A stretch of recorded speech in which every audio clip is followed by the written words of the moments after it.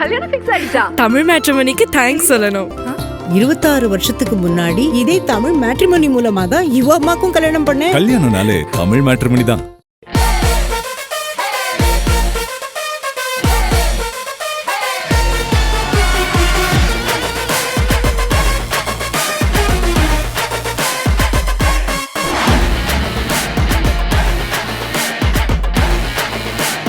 புதிய தலைமுறை நேயர்களுக்கு வணக்கம். தலைநகர் யுத்தம் நிகழ்ச்சிக்கு உங்களை வரவேற்கிறேன். தமிழ்நாட்டில் தேர்தல் ஏப்ரல் 23ஆம் தேதி நடைபெறவிருக்கிறது. அரசியல் களம் அனல் பறக்க தொடங்கியிருக்கு. இந்த அனலுக்கு மத்தியில் நம்ம அரசியல் களத்தினுடைய நிலைமை எப்படி இருக்கு அப்படின்னு பார்க்க வந்திருக்கோம். குறிப்பாக இன்று மயிலாப்பூர் தொகுதிக்கு தான் நம்ம வந்திருக்கோம். இந்த தொகுதியை பொறுத்த வரைக்கும் தென் சென்னை நாடாளுமன்ற தொகுதியில் இருக்கக்கூடிய ஒரு சட்டமன்ற தொகுதியாக இருக்கு. இப்போது திமுகவை சேர்ந்த சட்டமன்ற உறுப்பினர் எம்எல்ஏவாக இருந்துட்டு வராரு. கடந்த தேர்தல்கள், அதாவது 2011 மற்றும் 2016 நடைபெற்ற தேர்தல்களில் பார்த்தோம் அப்படின்னா அதிமுகவை சேர்ந்த சட்டமன்ற உறுப்பினர்கள் இங்க இருந்தாங்க. இந்த தொகுதியில பெண் வாக்காளர்கள் அதிகமாக இருக்கிறத நம்மளால பார்க்க முடியுது. இப்படி இருக்கும்போது அரசியல் களத்துல என்ன மாற்றங்கள் வரப்போகுது அப்படின்னு நம்ம தெரிஞ்சுக்கணும். மயிலாப்பூர் தொகுதியில போட்டியிடக்கூடிய அரசியல் கட்சிகளின் வேட்பாளர்கள் பரப்புரையில ஈடுபட்டிருக்காங்க. பரப்புரைக்கு மத்தியில அவங்கள நம்ம மீட் பண்ண போறோம். மக்களுக்கு அவங்க கொடுக்கக்கூடிய வாக்குறுதிகள் என்னென்ன மாற்றங்களை கொண்டு வர நினைக்கிறாங்க, தேவைகள் எல்லாம் பூர்த்தி செய்யப்பட்டதா போன்ற பல்வேறு விஷயங்கள் குறித்து வேட்பாளர்களிடம் நம்ம கேட்க போறோம்.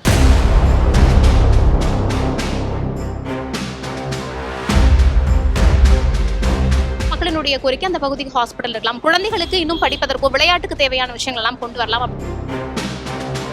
மயிலாப்பூர் மக்கள்கிட்ட ஒரு பெரும் அதிருப்தி இருக்கு. எங்களுக்கு மக்களுடன் கூட்டணி, மக்களோட சேவைகள் பண்ணணும் முன்னோட்டத்தில் வரணும். 20 வருடங்களாக இருந்த சட்டமன்ற உறுப்பினர் செய்யாததை நான் செய்திருக்கேன். நாம் தமிழர் கட்சியில் அனைத்து வயது மக்களும் இருக்காங்க. இங்கே வந்து இந்த அதிமுக திமுகவுக்கு ஒரு மாற்று யாராவது வரமாட்டாங்களான்னு ஒரு கும்பல் மாற்றமாக வரல, முதன்மையாக வந்திருக்கோம்.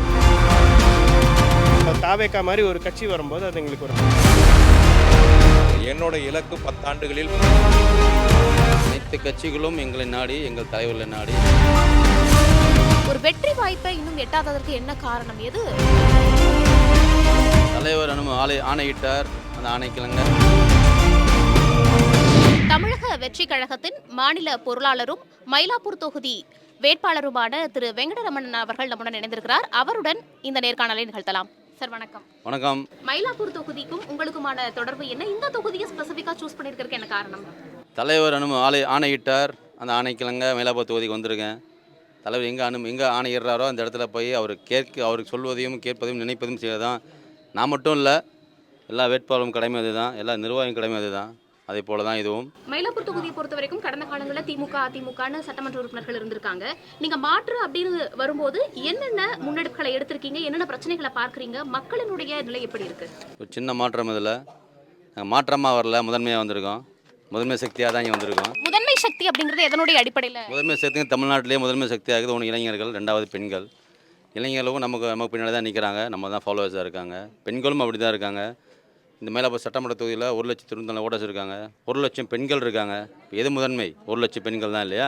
அதே போல தான் அந்த முதன்மையான அதிகமாக இருக்காங்க. அவங்களுடைய வாக்குகள் அப்படிங்கிறது தாவேக்காவிற்கு எந்த அளவு வருவதற்கான வாய்ப்புகள் இருக்கு? 1,00,000 ஓட்டும் கண்டிப்பாக கிடைக்கும். எதனுடைய அடிப்படையில் சொல்லியிருக்கீங்க? இதை சுற்றி முந்தைய பார்த்துட்டு இருக்கீங்களா? எங்கள் கூட பெண்கள் மட்டும்தான் இருக்காங்க. குழந்தைகள் வரைக்கும் தாய்மார்கள் வரைக்கும் எல்லாம் கூட தான் இருக்காங்க. அவங்க ஓட்டுகள் என்றைக்கும் 100% தமிழகம் ஃபுல்லாக இருக்க எல்லா ஓட்டும் பெண்கள் ஓட்டும் எங்களுக்கு தான். திமுக அதிமுகவை தொடர்ந்து விமர்சிச்சுட்டு வர ஒரு கட்சியாக தாவேக்கா இருக்கிறது. இப்போ ஒரு விமர்சனம் என்ன வருது அப்படின்னா, தாவேக்காவினுடைய தேர்தல் அறிக்கை, அவங்க கொடுக்கக்கூடிய சலுகைகள் அப்படிங்கிறது முன்னாடி இருந்த திராவிட கட்சிகள் கொடுத்ததை தான் சொல்றாங்க அப்படிங்கிற ஒரு விமர்சனம் வைக்கப்படுது இல்லையா? அதை எப்படி பார்க்குறீங்க? நம்ம கொடுத்துருக்கிற ஒவ்வொரு தேர்தல் அறிக்கைகளும், தேர்தல் முன்னெடுப்புகளும், தேர்தல் பயணங்களும் ரெலவெண்ட்டாக தான் இருக்கும். இது அவங்க பண்ணாங்க இவங்க பண்ணாங்கல்ல, அந்த நேரத்தில் அந்த மக்களுக்கு தேவையான என்ன தேவைகள் இருக்கோ அந்த தேவைகளை கணக்கெடுத்து குறிப்பெடுத்து அவங்களோட கலந்து உரையாடி அவங்களோட தேவைகளை கேட்டு தான் முடிவு பண்ணுறோம். காப்பி பேஸ்ட் நம்ம பண்ணுறதில்ல, அந்த பழக்கம் நம்மளுக்கு கிடையாது. டிஃப்ரெண்ட் பார்ட்டி ஃப்ரம் முதன்மை பார்ட்டி. தாவேக்கா தலைவர் விஜய் அவர்கள் பரப்புரையை எந்த அளவுக்கு கவர் பண்ணுவார் அப்படிங்கிற எதிர்பார்ப்பு இருக்குது. மக்களிடையே அவருடைய அந்த பேச்சுக்களாகட்டும் கொள்கைகளாகட்டும் எந்த அளவுக்கு கொண்டு போய் சேரும் அப்படிங்கிற ஒரு நம்பிக்கை இருக்குது. தலைவரை பொறுத்த வரைக்கும் நம்ம தமிழ்நாட்டில் மட்டும் இல்லை, ஒரு தொகுதிக்குள்ளே மட்டும் இல்லை, ஆல் ஓவர் வேர்ல்டும் அவரோட எண்ணங்கள், அவரோட ரீச், அவரோட ஃபேம் எல்லா பக்கம் நிறைந்திருக்கிறது. அவர் பிரச்சாரம் பண்ணுறது மட்டும் இல்லை, அவர் செய்கை காமிச்சாலும் சரி, அவர் விலங்கு பதாகைகளும் சரி, எல்லா இடங்களும் ரீச் ஆகும். அவர் சொல்கிற ஒவ்வொரு வார்த்தையும் ஒவ்வொரு அடிமட்ட தொண்டனுக்கும், ஒவ்வொரு கழக நிர்வாகிகளுக்கும், ஒவ்வொரு வேட்பாளருக்கும், ஓட்டருக்கும் ஒரு இன்ஸ்பைரிங்காக இருக்கும். அவர் 4 வார்த்தை பேசினாலே 400 days நம்ம ஒர்க் பண்ண முடியும். பொதுவாக பிற கட்சிகள் எல்லாம் சொல்றாங்க வெளியே வந்து அதிகமாக மக்களை சந்திக்கிறது இல்லை, மக்களோட பயணிக்கிறது இல்லை அப்படிங்கிற குற்றச்சாட்டுகள்லாம் நீங்களும் களத்தில் பார்க்குறீங்களே, அதற்கு என்ன பதில்? நம்ம கட்சிகளுக்கு பதில் சொல்கிறதில்ல, மக்களோட பதில் சொல்கிறோம். நமது தமிழக வெற்றி கழகம் கட்சிங்கிறத வந்து மக்களுக்கான கட்சி, மக்களுடன் பார்த்துட்டு இருக்கீங்களா, மக்களுடன் பயணிக்கும் கட்சி. மற்றவங்க மாதிரி வேட்பாளராக வரலாம், நாங்கள் காப்பாளராக வந்திருக்கோம். இந்த எண்ணங்கள் நிறைந்து இருக்கிறதுனால மற்ற கட்சியை விட நாங்கள் மக்களோட மட்டுமே பயணிக்கின்றோம், மக்களோட மட்டுமே கூட்டணியாக இருக்கின்றோம். அதனால் மற்ற கட்சிகள் அவங்களோட பேசுகிறத விட நம்பர் ஆஃப் பீப்புள் கம்மி, மக்கள் சரமாரி நிறைய பேர் இருக்காங்க. கூட்டணி குறித்து பேசும்போது விக்கிரவாண்டி மாநாட்டிலேயே கூட்டணி ஆட்சி அந்த மாதிரி வரக்கூடியவங்களுக்கு ஆட்சியில் அதிகாரத்தில் பங்கு அந்த மாதிரியான அறிவிப்புகள் எல்லாமே தாவேகா தலைவர் வெளியிட்டிருந்தாரு. தற்போது தனித்து நிற்கக்கூடிய சூழ்நிலை அப்படிங்கிறதுக்கு இடையில பார்த்தோம் அப்படின்னா சில கட்சிகளுடன் கூட்டணி பேச்சுவார்த்தை நடந்துச்சு, சில பொசிஷன் எல்லாம் கொடுத்தாங்க, தொகுதிகள் கொடுத்தாங்க அப்படிங்கிற செய்திகள் எல்லாம் நீங்களும் பார்த்துருப்பீங்க. என்னதான் நடந்துச்சு சார்? ஆக்சுவலாக மற்ற கட்சிகள் எங்கள் கூட இணைகிறதுக்காக முயற்சி பண்ணி வந்திருந்தாங்க. அவங்க நிறையா பேக்கேஜோடு வருவாங்க. அனைத்து கட்சிகளும் எங்களை நாடி, எங்கள் தலைவர்களை நாடி, எங்கள் நிர்வாகிகளை நாடி, மக்களை நாடி வராங்க. நிறையா பேக்கேஜஸ் வரும்போது எடுத்துக்க முடியாது. எங்களுக்கு மக்களுடன் கூட்டணி, மக்களோட சேவைகள் பண்ணணும் முன்னோட்டத்தில் தான் வரும். அவங்களுக்கு தேவைகளும் அவங்களோட சேவைகளும் பூர்த்தி பண்ண முடியும்னா அவங்க எங்களோட பயணம் பண்ணுவாங்க. வேறு ஏதாவது ஆப்பர்ச்சுனிட்டி வந்தாங்கன்னா நான் அதுக்கு சந்தர்ப்பம் கொடுக்கறதில்ல. எங்கள் நோக்கம் மக்களான சேவை மட்டுமே. தாவேகாவினுடைய வேட்பாளர்கள் பட்டியலை பொறுத்த வரைக்கும் சிலர் என்ன சொல்றாங்க அப்படின்னா, விஜயனுடைய முகம் அப்படிங்கிறது நல்லா தெரியுது. இப்போ உங்களை சிலருக்கு நிறைய பேருக்கு தெரிஞ்சிருக்கும் கட்சியினுடைய முக்கிய முகமா. சில வேட்பாளர்கள் எங்களுக்கு தெரியல, விஜயனுடைய முகத்தை மட்டுமே நம்பி நாங்கள் போடுறோம் அப்படிங்கிற இதெல்லாமே இருக்கு. அது எப்படி களத்தில் எதிரொலிக்கும்? தமிழக வெற்றி கழகத்தின் ஒரே முகம் தலைவர் மட்டுமே, இரண்டாவது முகம் வெற்றி சின்ன விசில் மட்டுமே. நாங்கள்லாம் அவரோட ஊழியர்கள், ரெப்ரசன்டேட்டிவ். மயிலாப்பூர் சட்டமன்ற தொகுதிக்கு ஜெயிச்சதற்கு பிறகு நீங்கள் இது முக்கியமாக முதலாவதாக நான் செய்வேன் அப்படின்னு எதை சொல்லுவீங்க? இந்த தொகுதியில் நிறையா விஷயங்கள் நம்ம சொல்லியிருக்கோம். பெரும்பாக்காக சொல்ல வந்தால் இந்த மயிலாப்பூர் சட்டமன்ற தொகுதியில் நான் பயணிக்கும் போது இங்கே இருக்கிற வட்டச் செயலாளர்கள் மட்டும் இல்லாமல் அந்த ஏரியாவில் பாக முகவர்கள், இந்த தொகுதியில் மொத்தம் 1,94,000 ஓட்டர்ஸ் இருக்காங்க. அதை 272 பாகங்களாக பிரித்து அட்மினிஸ்ட்ரேட்டிவ் பண்ணுறாங்க எலெக்ஷன் பர்பஸ்க்காக. 272 பாக முகவர்களும் அந்தந்த ஏரியாக்கள் இருப்பாங்க. ஏன்னா பூத்துக்கும் ஒரு பாக முகவர் இருப்பாங்க. அந்த முகவர் மூலமாக தான் வர எக்ஸாம். இவங்க ஒரு முகவராக இருக்காங்க, இவங்க ஒரு முகவராக இருப்பாங்க. அந்த முகவர்கள் அங்கே இருக்கிற பரிச்சயம் 500 பேர் தெரியும். அந்த பாகங்கள் 500 பேர் அவங்க நல்லாவே தெரியும். அவங்க கூடயே இருந்து அந்த பகுதிகளிலும் அந்த தொகுதிகளிலும் அந்த தெருக்களையும் பிரச்சனைகளாக கூட இருந்து சால்வ் பண்ணி கொடுப்பேன். பரப்புரைக்கு நடுவே நிறைய விஷயங்களை எங்களோட ஷேர் பண்ணியிருக்கீங்க. மிக்க நன்றி சார். மயிலாப்பூர் சட்டமன்ற தொகுதியினுடைய சட்டமன்ற உறுப்பினராகவும் தற்போது நடைபெறவிருக்கும் தேர்தலில் திராவிட முன்னேற்ற கழகத்தின் வேட்பாளராகவும் இருக்கக்கூடிய திரு தா வேலு அவர்கள் நம்மோட இருக்காங்க. அவங்க கிட்ட நிறைய விஷயங்கள் பேசலாம் வாங்க. வணக்கம் சார். வணக்கம். 5 ஆண்டு காலமாக இந்த தொகுதிக்கு சட்டமன்ற உறுப்பினராக இருக்கீங்க. நீங்கள் மக்களுடைய பிரதான கோரிக்கைகளை எதை இதுவரைக்கும் நிவர்த்தி பண்ணியிருக்கீங்க? பிரதான கோரிக்கைகள் என்று சொன்னால் இங்கே முதல்ல குடிசை பகுதி வாழ் மக்களுக்கு வந்து வீடு கட்டி தரணும். கிட்டத்தட்ட நாங்கள் வந்ததுக்கு பிறகு கிட்டத்தட்ட 6000 வீடுகளுக்கு வேண்டிய பணிகள் நடைபெற்று கொண்டது. அதில் 3500க்கு மேற்பட்ட வீடுகள் அவர்களுக்கு ஒப்படைக்கப்பட்டு இருக்குது. இன்னொரு பிரதானம்னா குடிசையே இல்லாத ஒரு மயிலாப்பூராக நாங்கள் மாற்றி காட்டுவேன் என்று 2021 வாக்குறுதியில் நான் கொடுத்தேன். அந்த வகையில் அந்த வேலை தொடர்ச்சியாக நடந்திருக்குது. என்னோட இலக்கு 10 ஆண்டுகளில் 10,000 வீடுகள் மயிலாப்பூரில். அதில் வந்து மோர் தென் 5,000 நாங்கள் வந்து இப்போது முடிச்சிட்டோம். ஆல்மோஸ்ட் கம்ப்ளீஷன் ஸ்டேஜ் வந்துடுச்சு. 50% அதுலேயும் கொடுத்துட்டோம். அதனால் வீடுகள் வந்து அது ஒரு பெரிய இதாக. இன்னொன்று, இந்த மயிலை பகுதியை வந்து ஒரு ஆன்மீக சுற்றுலாத்தலமாக மாற்ற வேண்டும் என்ற ஒரு கருத்தில் கொண்டு நாங்கள் பணிகளை மேற்கொண்டோம். அந்த வகையில் பார்த்தீங்கன்னா கிட்டத்தட்ட ஒரு 34-35 கோயில்களுக்கு மேல் திருப்பணி செய்திருக்கோம். இந்த கோயிலில் திருப்பணி செய்கிறதுனால என்னென்னா அந்த சுற்று வட்டாரங்களில் சுத்தங்கள் ஏற்படும், மக்களுடைய புழக்கம் அதிகமாக இருக்கணும், ஆன்மீகவாதிகள் நிறைய பேர் வருவாங்க. ஒரு ஹப்பா இது மாறும் மயிலாப்பூர். அதற்காக நாங்கள் வேண்டிய வேலைகளை செய்து கொண்டு இருக்கிறோம். இன்னொன்று என்னவென்று சொன்னால் மெட்ரோ ட்ரெயின் ஒர்க். இந்த மெட்ரோ ட்ரெயின் ஒர்க்கு நடக்கிறதுனால ஒரு மேஜர் இஷ்யூ மயிலாப்பூரில் என்னென்னா டிராஃபிக். இந்த போக்குவரத்து நெரிசலை நாங்கள் தீர்க்க வேண்டும் என்று சொன்னால் முதல்ல நம்ம வந்து இந்த மெட்ரோ ட்ரெயின் ஒர்க்குகளை துரிதமாக முடிக்கணும். அதனால் அந்த பணியை மேற்கொள்வதற்கான பணிகள் நடைபெற்று கொண்டு இருக்கிறது. எலெக்ஷன் சொன்னால் இன்னும் நம்முடைய முதல்வரிடம் சொல்லி அதை எவ்வளோ துரிதமாக நடத்தும். ஏன்னா மயிலாப்பூர்ன்றது ஒரு 3 கிலோமீட்டர் சரௌண்டிங்ஸு. இதில் பார்த்தீங்கன்னா அதிகமான கோயில்கள் இருக்குது, அதிகமான ஸ்கூல்ஸ் இருக்குது. காலையில் இருந்து பார்த்தீங்கன்னா கோயில் போகிறவங்களும் அதிகம், ஸ்கூல்ஸ் போகிறவங்களும் அதிகம். நம்ம என்ன தான் டிராஃபிக் இல்லாமல் இருக்கிறதுக்கு ஒரு முயற்சி எடுத்தாலும் மக்களுடைய மனநிலை என்னென்னா அதை குறை சொல்ல முடியாது. அவங்க எவ்வளோ எந்தெந்த ஷார்ட் ரூட்டை போக முடியுமோ அந்த ரோட்டில் போகணுன்னு முடிவு பண்ணுறாங்க. அப்போ என்ன ஆகுதுன்னா ரோடோட அந்த ஸ்ட்ரென்த்து என்ன ஆகுதுன்னா ஹெவி வெஹிக்கல்ஸ்லாம் போக ஆரம்பிக்குது. அப்போ ரோடு வந்து சீக்கிரம் டேமேஜ் ஆகுது. ஸோ அதெல்லாம் கருத்தில் கொண்டு இந்த வேலைகளை வந்து நான் துரிதப்படுத்தி இந்த போக்குவரத்து நெரிசலுக்கு ஒரு மேஜர் அதை இந்த சுற்றி கோயில் இருக்கு இல்லையா, இந்த கோயிலில் வந்து போக்குவரத்து நெரிசல் இல்லாத ஒரு நிலையை உருவாக்க வேண்டும் என்று ஒரு பெரும் முயற்சி எடுத்திருக்கிறோம். இதற்கு ஒரு சால்வேஷன் என்ன பண்ணோம் அப்படின்னா, இந்த பார்க்கிங் பண்ணுற வெஹிக்கிளுக்கு ஒரு பார்க்கிங் ஏரியா பண்ணணும். அதற்கான முயற்சியில் மல்டி லெவல் கார் பார்க்கிங் இடம்லாம் ஐடென்டிஃபை பண்ணி வச்சுருக்கேன். நிச்சயமாக அதுக்கு ஒரு வழி செய்யப்படும். மயிலாப்பூர் அப்படின்னு சொல்லும்போது நமக்கு பிரதானமாக ஞாபகத்துக்கு வர்றது கோயில் உட்பட அந்த இடங்கள் தான். இப்போ நாங்க உங்களை மீட் பண்றதுக்கு வரதுக்கு முன்னாடி இன்னும் சில இடங்களுக்கு போயிருந்தோம். எஸ்கே நகர் அந்த பகுதி, ஆரைபுரம் நகர் பகுதிக்கெல்லாம் போயிருந்தோம். அங்க சில மக்களினுடைய கோரிக்கை அந்த பகுதிக்கு ஹாஸ்பிட்டல் இருக்கலாம், குழந்தைகளுக்கு இன்னும் படிப்பதற்கோ விளையாட்டுக்கு தேவையான விஷயங்கள் எல்லாம் கொண்டு வரலாம் அப்படிங்கிற கோரிக்கையை முன் வச்சாங்க. அந்த பகுதி மக்களினுடைய கோரிக்கையாக நீங்க என்ன பாக்குறீங்க?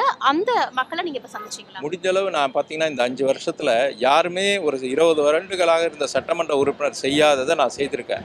அதை வந்து அவர்களுக்கு வந்து நான் சொல்லணும் அப்படின்னா அதுக்கு வந்து புத்தகமாக அடித்து அவங்க கையில் வீடு வீடாக கொடுத்துருக்கேன். நிச்சயமாக அதில் பார்த்தீங்கன்னா எவ்வளோ ஹாஸ்பிட்டல் கட்டியிருக்கோம், எவ்வளோ மழைநீர் வடிகால் பண்ணியிருக்கோம், ரேஷன் கடை எவ்வளோ கட்டியிருக்கோம், அங்கன்வாடி மையங்கள் எவ்வளோ கட்டியிருக்கோம். இந்த 5 வருடங்களில் எவ்வளோ பணிகள் பண்ண முடியுமோ திருப்தியாக நாங்கள் செய்து கொடுத்துருக்கோம். நிச்சயமாக அவர்கள் குறைகள் எங்கே இருந்தாலும் அதை அடுத்த கட்டத்திலே தீர்த்து வைப்பதற்கான முயற்சிகள் மேற்கொள்ளப்படும். மயிலாப்பூர் தொகுதியை பொறுத்த வரைக்கும் கடந்த காலங்களை பார்க்கும்போது திமுக மற்றும் அதிமுக ஆகிய வேட்பாளர்கள் வெற்றி பெற்றிருக்கிறத நம்மளாக பார்க்க முடியுது. இந்த முறை தேர்தல் களம் எப்படி இருக்கு? திமுகவுக்கான வெற்றி வாய்ப்புகள் எப்படி இருக்கு? திமுக வெற்றி வாய்ப்பு ரொம்ப பிரகாசமாக இருக்குது. கடந்த முறை ஆட்சியை பார்த்தீங்கன்னா இந்த தேர்தலை சந்திக்கும் போது கூட்டணியை முதல்ல எடுத்துங்க. கூட்டணி பார்த்தீங்கன்னா கடந்த முறை வந்து மக்கள் நீதி மையம் தனியாக இருந்தாங்க, தேமுதிக அவங்களோட இருந்தாங்க. இன்றைக்கு அந்த நிலை மாறி இருக்கு. தேமுதிக நம்மளோட இருக்காங்க, மக்கள் நீதி மையம் இருக்காங்க. இரண்டாவது என்னவென்று சொன்னால், இந்த நம்முடைய திராவிட மாடல் ஆட்சியில் நம்முடைய முதல்வர் வந்து அவ்வளவு திட்டங்கள் பண்ணியிருக்காரு. குறிப்பாக இந்த பகுதியில் இருக்க இந்த காய்கறி வியாபாரம் பண்ணுறவங்களாம் மகளிர் உரிமை தொகை வருது, விடியல் பயணம். இந்த காய்கறியை போயிட்டு அவங்க வாங்கிட்டு வரணும் அப்படின்னா முதல்லாம் வண்டியில் சார்ஜ் ஆகும். இப்போ அது கிடையாது, பஸ்ஸில் வராங்க, போய் வாங்கிட்டு வராங்க, அது மிச்சம். இப்போ 1000 ரூபாய், இதாவது இப்போ 2000 ரூபாய் கொடுத்துருக்காரு. இது போன்ற நிறைய திட்டங்கள் சொல்லலாம். கல்வி, எஜுகேஷனுக்கு ரொம்ப இம்பார்ட்டண்ட்டு, மகளிருக்கு ரொம்ப இம்பார்ட்டண்ட்டு.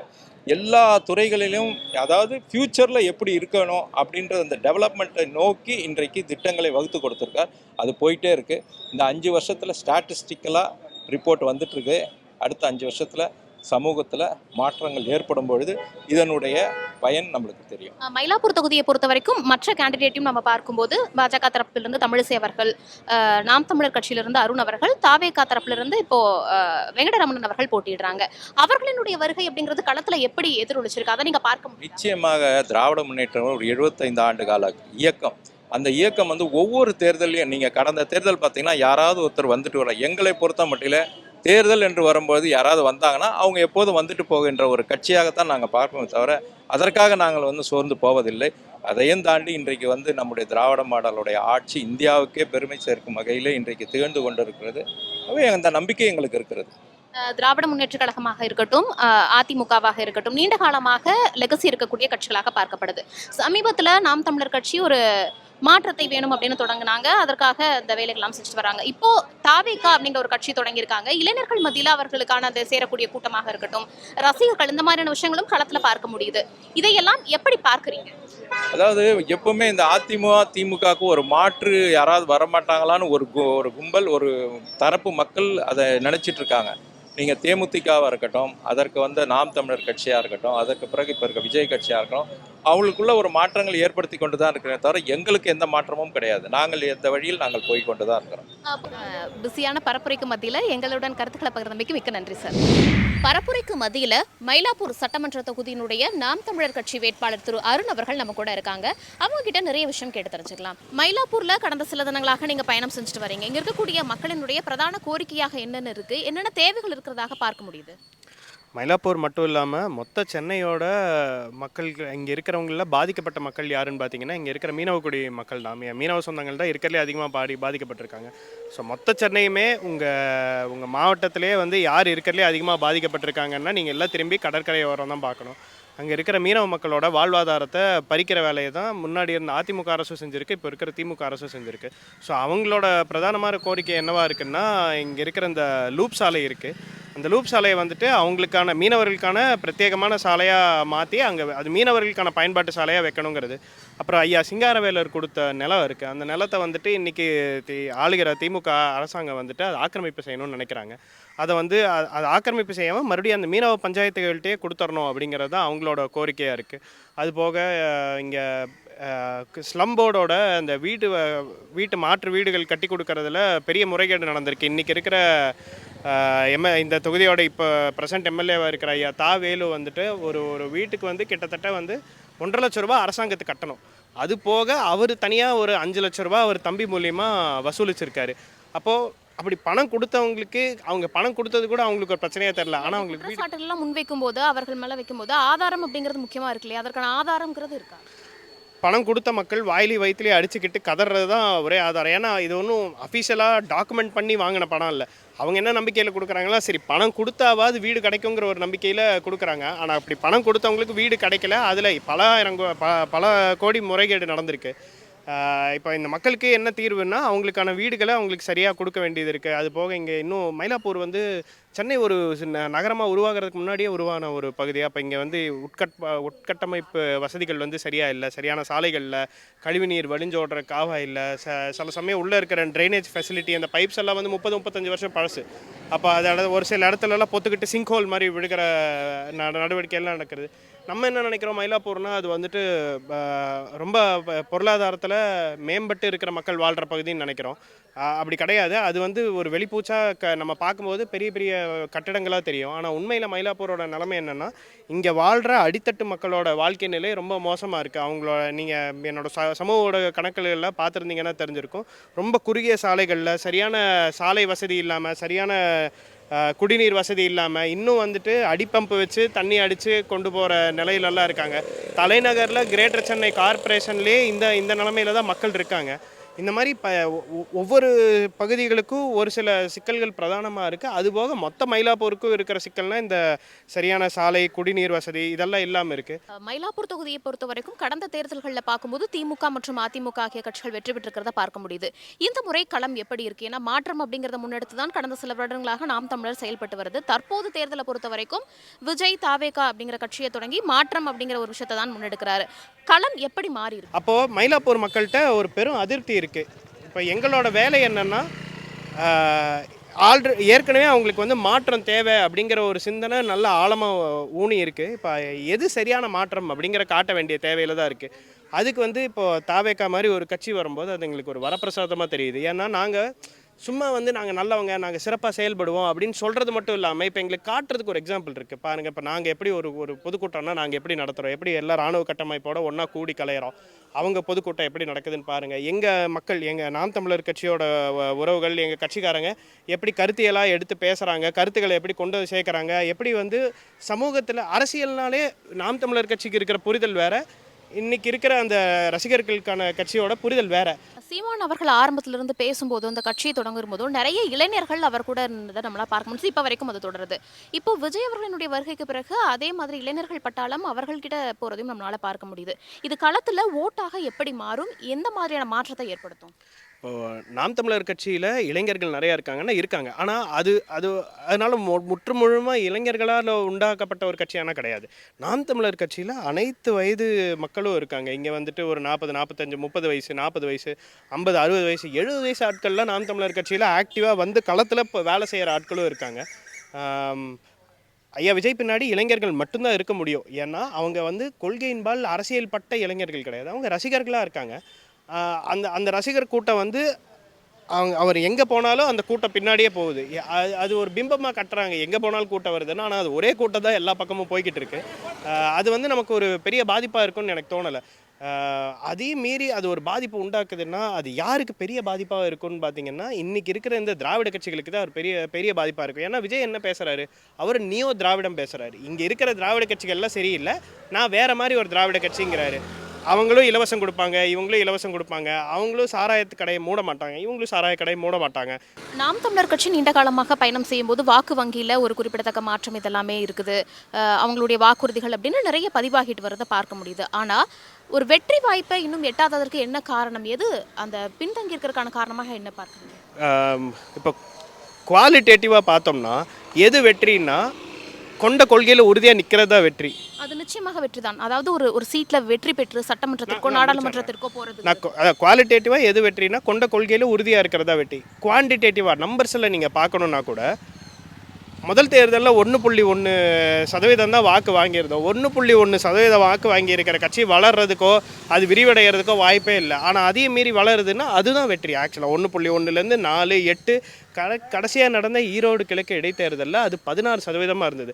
ஈரோடு கிழக்கு இடைத்தேர்தலே வந்து களம் நல்லா தெளிவாக போலரைஸ் ஆயிடுச்சு. எப்படி போலரைஸ் ஆச்சுன்னா, இங்கே தமிழ் தேசியம் வெர்சஸ் திராவிடம் அப்படி தான் போலரைஸ் ஆச்சு. ஏன்னா அந்த களத்தில் பிஜேபி இல்லை, அந்த களத்தில் அதிமுக இல்லை, அந்த களத்தில் ஆல்தோ தாவேக்காங்கிற ஒரு கட்சி இருந்தாலும் அவங்க வந்து போட்டி இல்லை. அப்போது களம் வந்து ரொம்ப தெளிவாக போலரைஸ் ஆகி நின்றுச்சு. இங்கே வந்து தமிழ் தேசியம் திராவிடம்னு.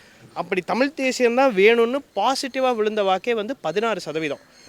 எப்படி அது வந்து தமிழ் தேசியம் மட்டும்தான் வேணும்னு விழுந்த வாக்கு இப்போ அப்படின்னா திமுகக்கு 75% வாக்கு விழுந்துச்சு.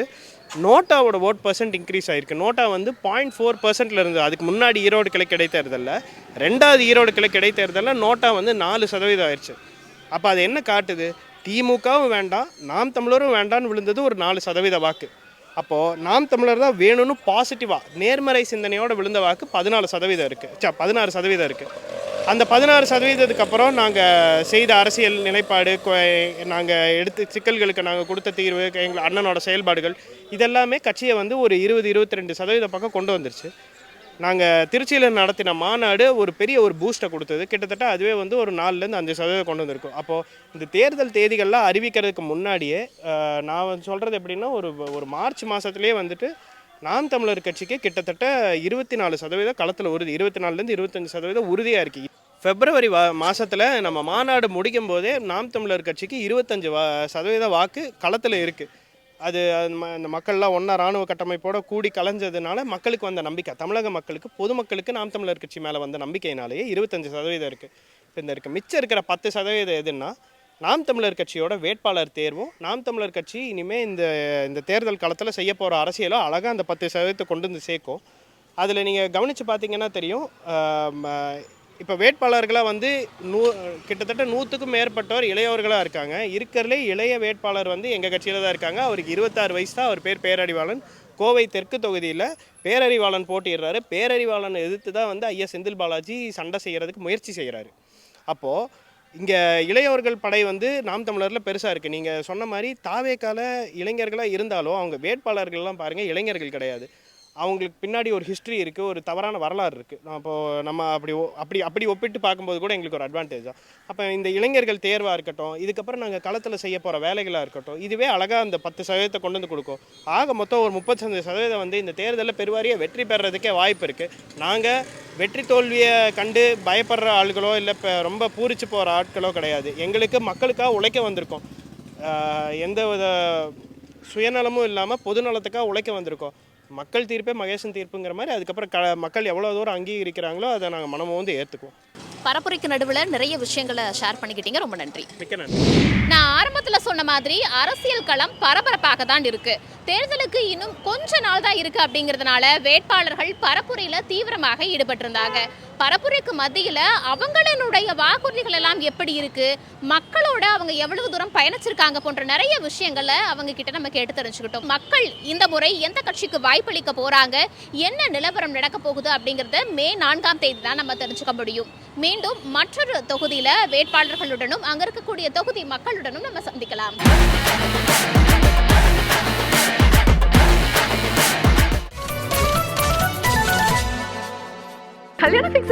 தமிழ் மேட்ரிமோனிக்கு தேங்க்ஸ் சொல்லணும். 26 வருஷத்துக்கு முன்னாடி இதே தமிழ் மேட்ரிமோனி மூலமா தான் இவ அம்மாக்கும் கல்யாணம் பண்ணேன். கல்யாணம்னாலே தமிழ் மேட்ரிமோனி தான்.